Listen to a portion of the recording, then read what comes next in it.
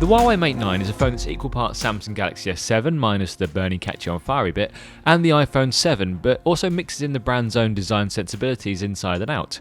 It's a large screen device, so you feel like it's pushed towards the power user, but it's got a lower spec and a lower price, so you feel maybe it's a consumer market device as well, so Huawei's clearly trying to hit a lot of marks here. The Huawei Mate 9 is a metal design mostly, smaller than that of an iPhone 7 Plus, yet it features a larger 5.9-inch screen thanks to everything being packed in a little more tightly. There's a fingerprint scanner on the back and that works quite efficiently and quickly, and it fits where your finger should land, so again, Huawei's put a nice little feature in the right place. You can also pull down on this back screen so you can actually see the notifications without having to touch the front of the display. There are some things missing, of course. It's not waterproof, and in terms of the screen, it's only 1080p rather than QHD, but Huawei thinks that this is the good balance and the right things that you need for the phone to hit the price point and give users exactly what they want, which is focusing a little bit more on what the phone does and less about how it actually feels day to day and whether it can get rained on. The screen itself, as I mentioned, is only 1080p rather than QHD, but it does have a good colour range, so looking at different bits and pieces on the phone, whether it's browsing the web, flicking through photos, does look pretty good, and you won't notice too much the drop in resolution until you stick this thing in a Daydream headset.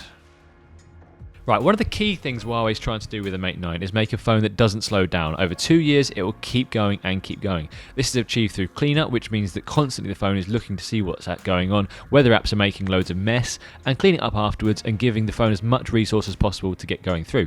In terms of that resource, you've got the Kirin 960 chip, you've got 4GB of RAM, so everything should work really speedily, and in the early tests, it does do just that. There are a few bounces left and right, but ultimately, Huawei's made a phone that does work speedily under the finger.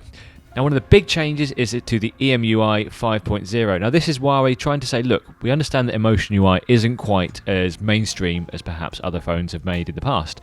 We're making it a lot more Android-like, a lot more material, and the interface is a lot cleaner. You've got blues and whites. It's inspired by nature or some Greek islands or something. They showed us a video, not entirely sure, but it does feel a lot cleaner. There are a lot more swoops and curls, and the animations are a lot less laggy as well, which is quite nice.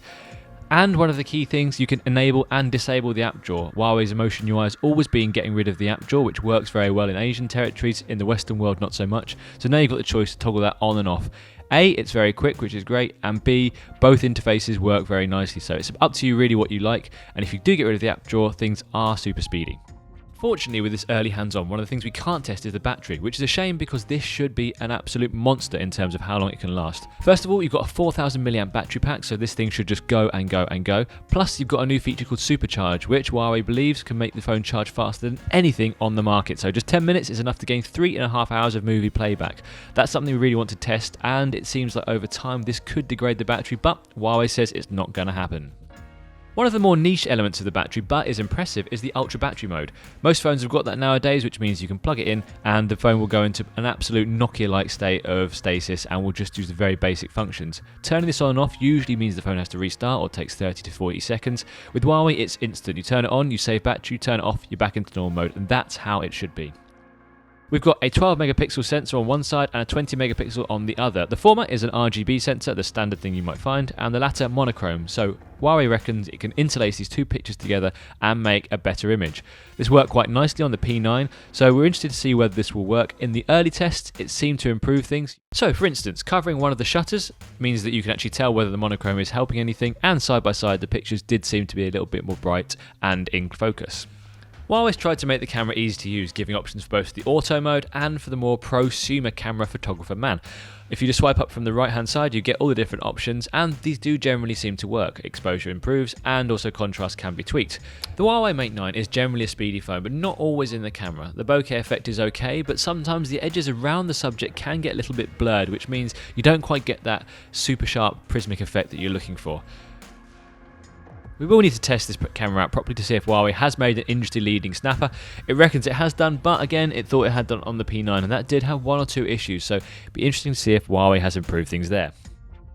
So what do we think about the Mate 9? Well, it's a phone that launched with a lot of bold claims. It's got improved battery charging speeds, a much better camera, and an ability to keep your phone up to date and speedy over the course of the whole time you've got it.